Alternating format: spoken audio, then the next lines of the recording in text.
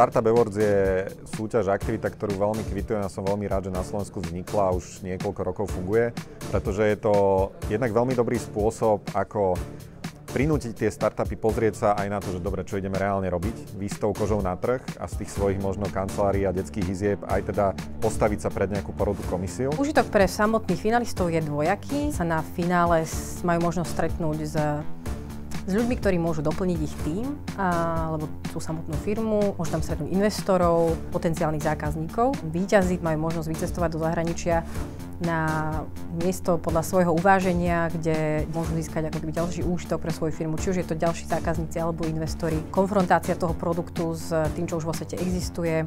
Neexistuje podľa mňa žiaden iný projekt na Slovensku. Myslím si, že ani v Čechách toho ekvivalent nemáme, ktorý je schopný nájsť také veľké množstvo zaujímavých startupov a zároveň doniesť takých zaujímavých ľudí, ktorým môžu pomôcť dostať sa do celého sveta. V tom si myslím, že Startup Awards skutočne na Slovensku je jedinečný.